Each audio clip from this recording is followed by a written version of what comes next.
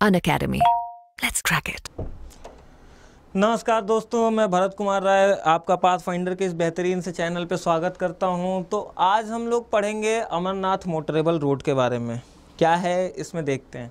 तो कुछ दिन पहले बॉर्डर रोड ऑर्गेनाइजेशन का एक ट्विटर पे उसका ट्वीट आता है, where it said that border roads personnel completed the formidable task and created history with first set of vehicles reaching the holy cave that is the Amarnath shrine cave. तो क्या है इसके बारे में हम देखेंगे और अच्छे से डिटेल में इसकी जानकारी लेंगे, लेकिन उससे पहले हम बात करते हैं हमारे प्रयागराज में खुल रहे ऑफलाइन सेंटर के बारे में। प्रयागराज के स्टूडेंट्स जो कि दिल्ली नहीं आ सकते, दिल्ली आना उनके लिए फिजिबल नहीं हो पाता, या आसपास के लोग जो दिल्ली नहीं आ पाते हैं, उनके लिए प्रयागराज में एक सेंटर खोला जा रहा है where you can start your IAS journey with Unacademy. This is for the batch 2025 and 26 and early bird enrolment पे आपको 40% ऑफ मिल जाएगा। That is for the first 100 students you can get 40% off. You can enrol before 30th November and the batches will start from December 15। आप यहाँ पे contact number देख पा रहे हैं, आप उस पर कॉन्टैक्ट करके कोई भी इंक्वायरी कर सकते हैं, या फिर अगर आप प्रयागराज में रहते हैं तो you can go to this address where you can get your enquiries done.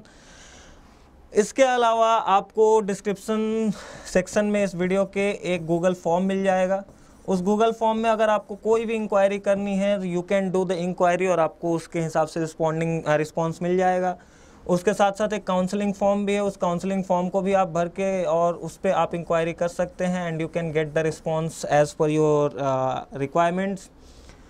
इसके अलावा हमारा टेलीग्राम चैनल है, उस टेलीग्राम चैनल को उसका भी लिंक डिस्क्रिप्शन में डाल दिया गया है, आप उसको ज्वाइन कर सकते हैं। वहाँ पे आपको नोट्स वगैरह और फिर वीडियोस की जानकारी कि अगली वीडियोस कौन सी आने वाली हैं, किस टॉपिक पे आने वाली हैं, ये सारी जानकारी आपको वहाँ पे मिल जाएंगी हैंड टू हैंड।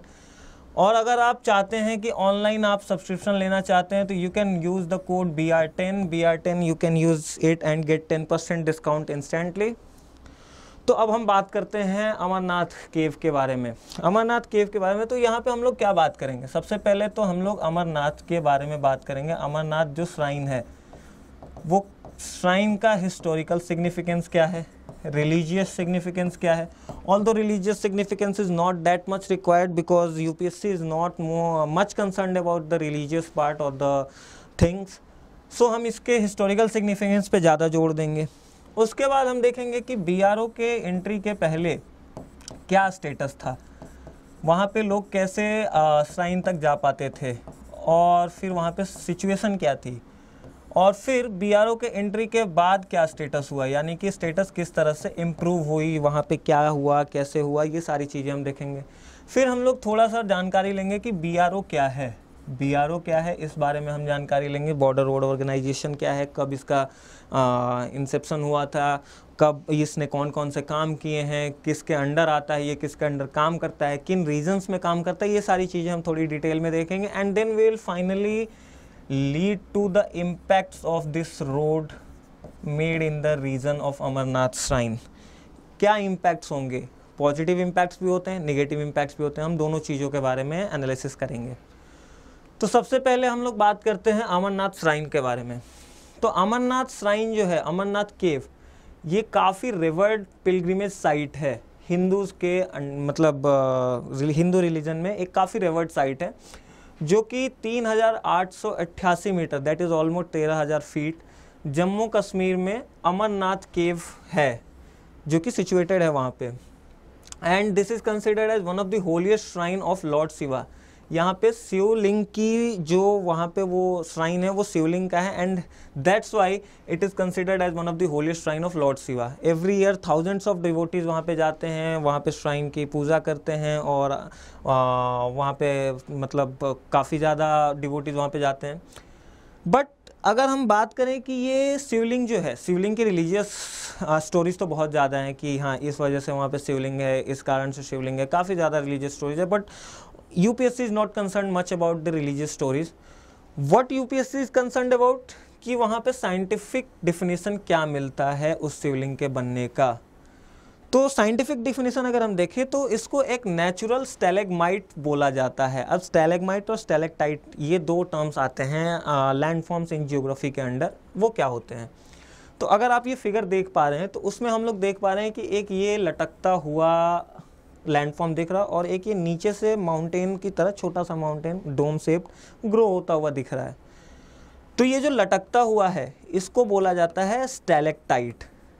इसको आप ऐसे याद रखते हैं, लैक्टाइट मतलब लटकता हुआ, यानी कि स्टैलेक्टाइट जो है वो छत से लटकता हुआ एक लैंडफॉर्म है। ये बनता कैसे? तो होता ये है कि ऊपर से जब वाटर फ्लो होता है तो वाटर कुछ कुछ ड्रिप करने लगता है नीचे, और वो ड्रिप करके जब कंडेंस होता है तो वो आइस फॉर्म ले लेता है और फिर एक ऐसा स्ट्रक्चर बना देता है। आपने मूवीज़ वगैरह में भी देखा होगा या फिर बहुत सारे वीडियोज़ में देखा होगा कि जहाँ पे बहुत ज़्यादा बर्फ़बारी होती रहती है वहाँ पे ऐसे एक मतलब स्पाइक सा बन जाता है रूफ से, तो वो ये स्पाइक ही है, बट ये एक खास एरिया में बनता है तो इसको स्टैलेक्टाइट बोल देते हैं।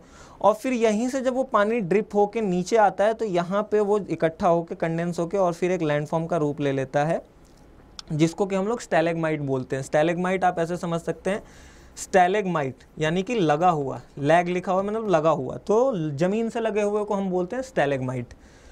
अब जनरली ये होता ही है कि लाइमस्टोन वाले रीजन्स में बनता है ये लाइमस्टोन, यानी कि कार्स्ट टोपोग्राफी इसको बोलते हैं, कार्स्ट टोपोग्राफी।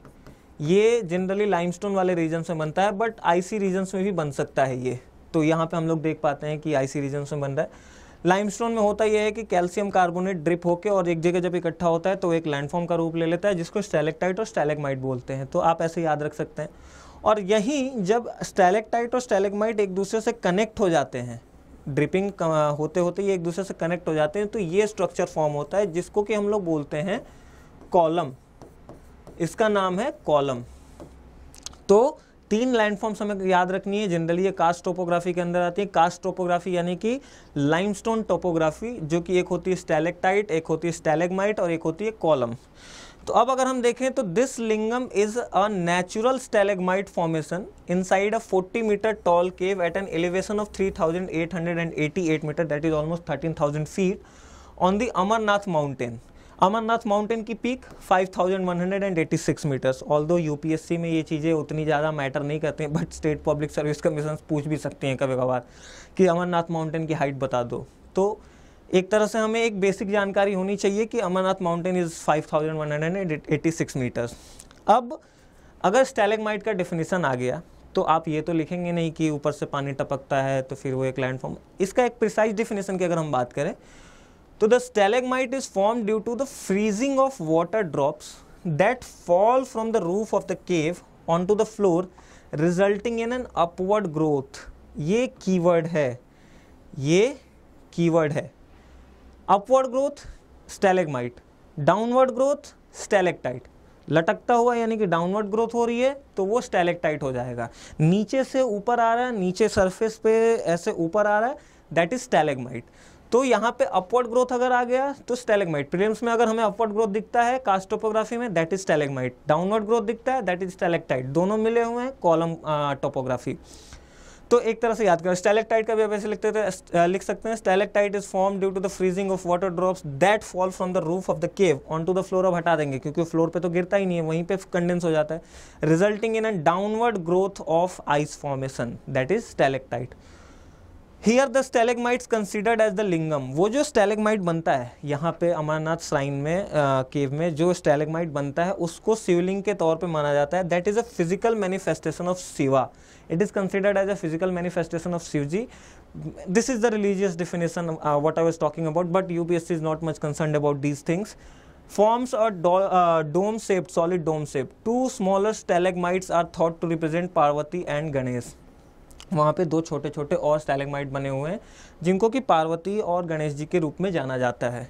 अब हम आगे बात करते हैं कि अमरनाथ टेम्पल की हिस्टोरिकल सिग्निफिकेंस क्या है। Although religious significance UPSC is not much concerned about that part, but historical significance they can ask directly a question in prelims. तो it is said that there was a shepherd name Buta Malik. In 1850s he first discovered the cave, but इसके पहले 11th century में कल्हान द्वारा लिखी हुई राज तरंगिनी एक book थी जो कल्हान द्वारा लिखी गई थी, उसमें अमरनाथ टेम्पल का मेंशन है। अमरनाथ टेम्पल का मेंशन राजतरंगिनी में मिल जाता है। और हमें ये मिलता है, ऐसा भी मान्यता है कि क्वीन सूर्यमती करके एक थी जिन्होंने वहाँ पे एक त्रिशूल, बाणलिंगास और सैक्रेड एम्बलेम्स दान में दिए थे। ऑल्दो हम यहाँ पे देख सकते हैं, अगर आपको ये जो त्रिशूल की बात कर रहे हैं, ये त्रिशूल जो है, ये त्रिशूल माना जाता है कि क्वीन सूर्यमती की द्वारा दी गई त्रिशूल है। तो हम लोग अगर बात करें हिस्टोरिकल सिग्निफिकेंस की, तो बूटा मलिक 1850s में इसको डिस्कवर करता है, लेकिन उसके पहले राजतरंगिनी में भी इसका मेंशन मिल जाता है अमरनाथ टेम्पल का, और क्वीन सूर्यमती का मेंशन हमें मिलता है। द केव जो है, ये जो केव है आफ्टर राजतरंगिनी, और ये आईने अकबरी जो अबू फजल द्वारा लिखी गई थी। आईने Akbari is a book on Akbar, that is Akbar के लाइफस्टाइल पे, अकबर के लाइफ पे लिखी हुई थी अबू फजल द्वारा। तो उसमें अमरनाथ टेम्पल का मेंशन मिलता है, जहाँ पे वो बताता है that the site attracted many pilgrims. He describes the waxing and waning of the lingam according to the seasons and the moon. वहाँ पे लोग उस शिवलिंग को वैक्स करते थे, सफाई करते थे। तो सीजन्स ऑफ द मून और फेजेस के सीजन्स के तौर पे और फेजेस ऑफ मून के बेस पे वहाँ पे वैक्सिंग और वेनिंग लिंगम की होते रहती थी, शिवलिंगम की। तो ये हमें 3 चीज़ पता होनी चाहिए। बूटा मलिक का नाम पता होना चाहिए, राजतरंगिनी के बारे में पता होना चाहिए। Although Rajatarangini was said to be the first authentic historical writing of India. This is said to be first authentic historical writing. इसमें 4 डायनेस्टीज के बारे में लिखा जाता है, कारकोट, उत्पल, इन सब डायनेस्टीज के बारे में लिखा जाता है, जो कि कश्मीर की डायनेस्टीज थी। तो इसको एक तरह से बताया जाता है Rajatarangini is the first authentic historical writing of India. उसके बाद हमें अबू फजल के बारे में पता होना चाहिए, that he has mentioned about Amarnath temple in Ain-e Akbari. Now BRO का अब क्या आता है, तो कुछ महीने पहले प्रोजेक्ट बीकन करके एक प्रोजेक्ट लॉन्च किया गया। बॉर्डर रोड ऑर्गेनाइजेशन के अंडर इस प्रोजेक्ट को रखा गया, जो कि काम कर रहे थे किस चीज़ पे, restoring and improving the road to Amarnath cave shrine, जो कि लीडर वैली में सिचुएटेड है। अब लीडर वैली के बारे में अगर हम थोड़ा देखें, तो ये लीडर रिवर करके एक है, लीडर रिवर,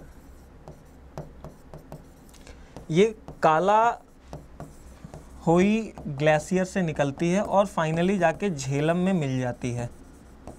झेलम की ट्रिब्यूटरी है ये। तो ये लीडर रिवर जो वैली बनाती है, उसी वैली में अमरनाथ केव श्राइन है। तो उस रास्ते को, वहाँ तक के जाने वाले रास्ते को रीस्टोर और इम्प्रूव करने के लिए बॉर्डर रोड ऑर्गेनाइजेशन के अंडर एक प्रोजेक्ट बीकन स्टार्ट किया गया।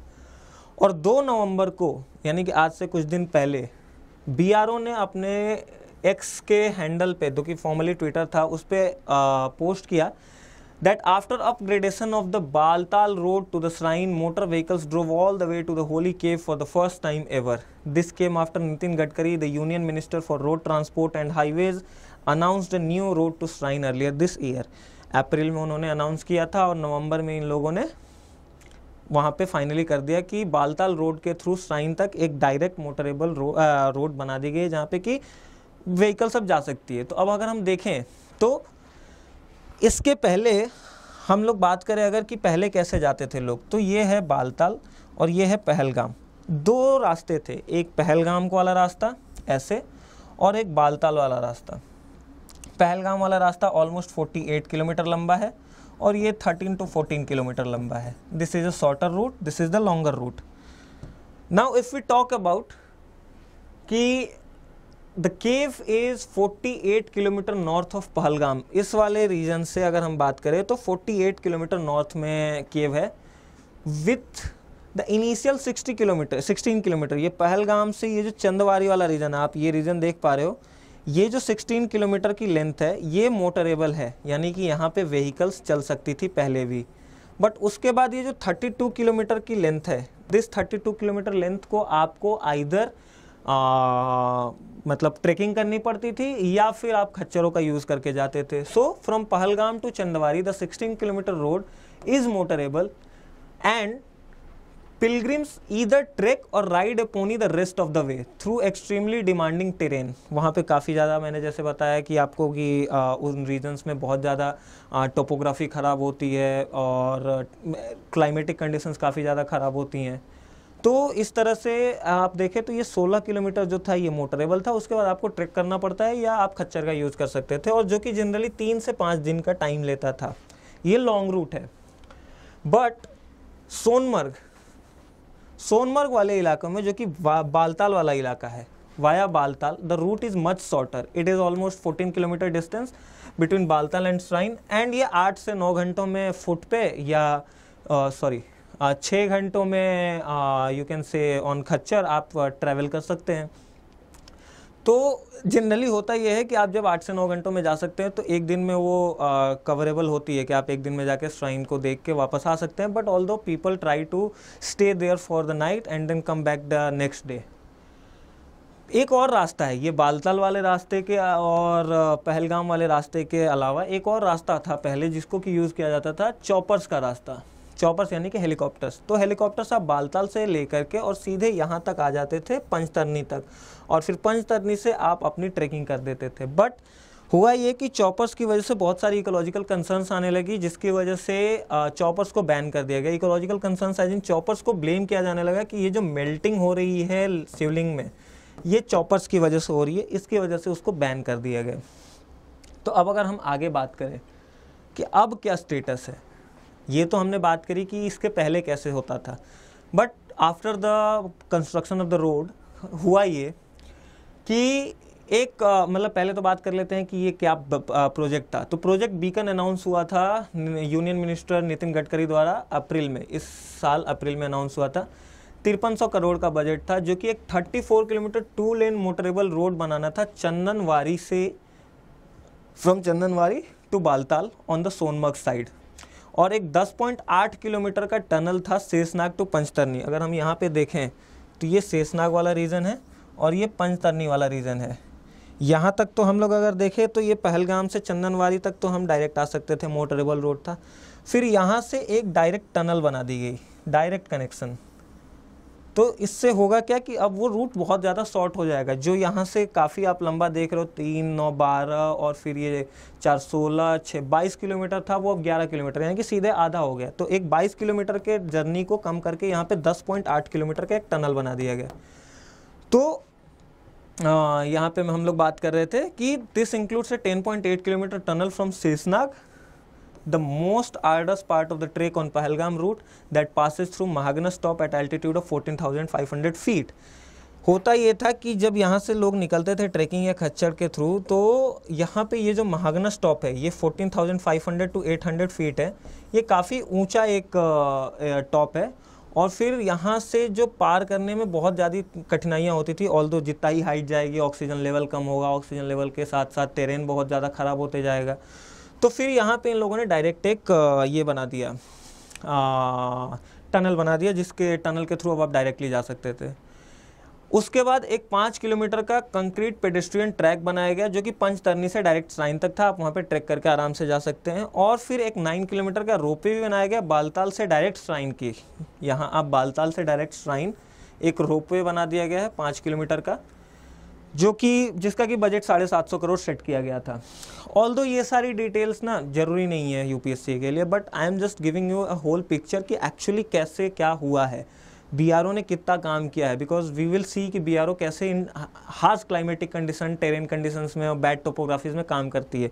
तो एक तरफ से ओवरव्यू दे रहा हूँ, ऑल्दो ये पूछने वाली चीज़ें नहीं है। UPSC is not going to ask you about कि कितने लंबे टनल बनाई गई और कितना लंबा रोड था वो पहले कितना शॉर्ट हो गया, ये सब चीज़ें नहीं पूछने वाला है। So now we will see कि what is BRO, border road organisation क्या है। बॉर्डर रोड ऑर्गेनाइजेशन 1960 में इसका इंसेप्शन हुआ था, which was a vision of Pandit Jawaharlal Nehru, our first prime minister.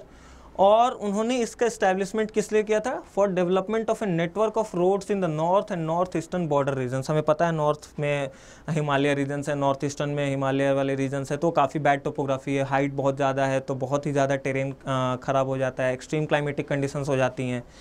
तो एक तरह से उस रीजन्स में, उन रीजन्स में जो इंफ्रास्ट्रक्चर डेवलपमेंट या रोड डेवलपमेंट होगा, उसके लिए एक अलग से संस्थान बनाई गई, बॉर्डर रोड ऑर्गेनाइजेशन, जो कि डायरेक्टली कंट्रोल में होगा। किसके? एडमिनिस्ट्रेटिव कंट्रोल किसका होगा? मिनिस्ट्री ऑफ डिफेंस का। काम क्या क्या है इसके, तो अगर हम काम देखें तो ये एयरफील्ड्स बनाने का काम करता है उन रीजन्स में, बिल्डिंग प्रोजेक्ट्स, डिफेंस वर्क्स और टनलिंग। रिसेंटली जो अटल टनल बना था हिमाचल प्रदेश में, वो टनल भी BRO के द्वारा ही बनाया गया था। अब इनकी अचीवमेंट्स क्या क्या हैं, तो इन 6 डिकेड्स में, 60 सालों में उन्होंने क्या क्या किया है।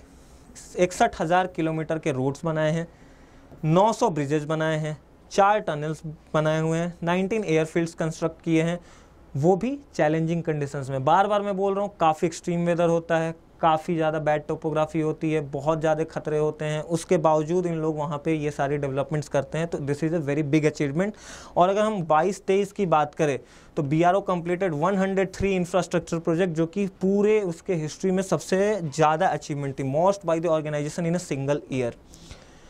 तो ये तो हो गई BRO के बारे में। बट BRO द्वारा जो ये रोड बनाया गया, उस रोड की वजह से कुछ इम्पैक्ट्स भी होंगे, जैसा हमने देखा था यहाँ पे कि we will talk about the impacts as well.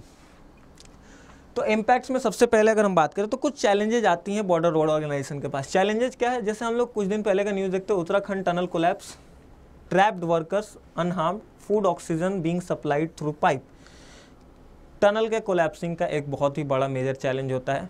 अगर आपने अच्छे से इंफ्रास्ट्रक्चर डेवलप नहीं किया, वहाँ पे आपने थोड़ी सी भी स्लैकनेस दिखाई, तो टनल विल कोलैप्स और फिर बहुत ही ज़्यादा जान और माल की हानि होती है। दूसरा हम देखते हैं child dead, 3 injured as vehicle carrying pilgrims fall into gorge in Jammu. Jammu में जा रहे एक पिलग्रिम की व्हीकल गिर जाती है गॉर्ज में। वी नो दैट कि अब रोड बन गए हैं तो वहाँ पे व्हीकल्स जाएंगी, और व्हीकल्स जाने से ये खतरा ज़्यादा बढ़ जाता है दैट गॉर्जेस में या फिर हिल वैलीज़ में, मतलब व्हीकल्स के गिरने की संख्या बढ़ सकती है। तो this will be a challenge to the border road organisation कि उसको कैसे मिटिगेट किया जाए। और नेचुरल हैबिटेट और migration patterns of local wildlife को भी ये चीज़ इम्पैक्ट कर सकती है। We know that there are various species जो कि बाहर से इंडिया में आती हैं, generally in Jammu Kashmir and Ladakh regions to breed. उनके माइग्रेशन पैटर्न्स पे इफ़ेक्ट पड़ सकता है। दूसरा, हमें पता है कि एनिमल ह्यूमन कन्फ्लिक्ट एक बहुत बड़ी समस्या है हमारे इन्वायरमेंटल कंसर्न्स के अंदर। वो एनिमल ह्यूमन कन्फ्लिक्ट भी बढ़ जाएगी, क्योंकि अब आप उसी रोड पे आप जा रहे हैं और उसी रोड पे कोई एनिमल है, तो एनिमल ह्यूमन कन्फ्लिक्ट भी बढ़ जाएगा।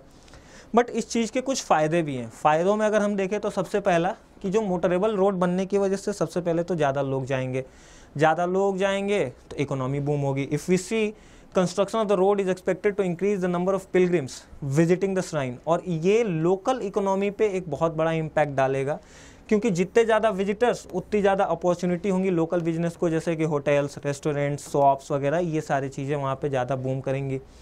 फिर मोटरेबल रोड जो बनेगी उससे होगा ये कि वाइडर रेंज ऑफ पीपल हैं वो श्राइन के दर्शन के लिए जा पाएंगे, जिसमें कि डिसेबल्ड पीपल और एल्डरली पीपल भी आते हैं, जो कि पहले नहीं जा पाते थे क्योंकि फुट ट्रैकिंग होती थी, पोनी के थ्रू जाते थे। तो ये काफ़ी ज़्यादा, बहुत ही ज़्यादा मतलब कठिन हो जाता था एल्डरली और डिसेबल्ड पीपल्स के लिए, जो कि अब नहीं होगा क्योंकि आप डायरेक्ट वहाँ तक पहुँच सकते हैं। फिर एनिमल अब्यूज़ कम हो जाएगा। एनिमल अब्यूज़ किसकी बात कर रहा हूँ मैं, बहुत सारे वीडियोज आपने देखे होंगे जिसमें कि खच्चरों को साइकोट्रोपिक सब्सटेंसेस सुखाए जाते थे और इनहेल कराए जाते थे ताकि वो और ज़्यादा काम कर पाएँ, but this was dangerous to their health और उनकी जान भी चली जाती थी। तो ये अब्यूज़ अब कम होगा क्योंकि अब वहाँ पे डायरेक्ट रोड्स हैं, आप डायरेक्ट गाड़ी से जा सकते हैं, तो ये एनिमल को यूज़ करने का कोई पॉइंट बनता नहीं है। एंड लोकल ट्राइब्स जो हैं, बकरवाल, गुज्जर्स वहाँ के, वो लोग भी अपनी एक लिविंग बना पाएंगे सर्विसेज दे के पिलग्रिम्स को। तो आज अगर हमने देखा, क्या देखा अगर हमने अमरनाथ मोटरेबल रोड्स में, हमने देखा सबसे पहले कि अमरनाथ श्राइन की हिस्टोरिकल सिग्निफिकेंस क्या है, BRO के आने के पहले का स्टेटस क्या था, BRO के आने के बाद का स्टेटस क्या हुआ, BRO क्या है और BRO ने क्या क्या अचीवमेंट्स करी हुई हैं, और फिर इसका इम्पैक्ट क्या पड़ेगा। तो एक ये समरी के तौर पे था। और फाइनली मैं बोलूँगा कि अगर आप लोग अभी भी चाहते हैं कि आपकी अपनी इस प्रिपरेशन को बूस्ट करना चाहते हैं, तो प्रयागराज में हमारे ऑफलाइन सेंटर्स खुल रहे हैं, आप वहाँ पे जाके जुड़ सकते हैं। ये नंबर पे आप कांटेक्ट कर लें, डिस्क्रिप्शन में आपको गूगल फॉर्म दिया हुआ है, उस पर आप कुछ भी इंक्वायरी करना चाहते हैं कर लें। आप अगर ऑनलाइन लेना चाहते हैं तो BR10 कोड यूज़ कर सकते हैं, और आप अगर दिल्ली आके तैयारी करना चाहते हैं तो हमारे यहाँ पे भी ऑफलाइन सेंटर्स हैं जहाँ पे कि आप आके जुड़ सकते हैं अनअकैडमी के साथ और आप अपनी प्रिपरेशन को एक लेवल अप ले जा सकते हैं। सो थैंक यू एंड जय Hind. This was all for today. जय Hind. Unacademy. Let's crack it.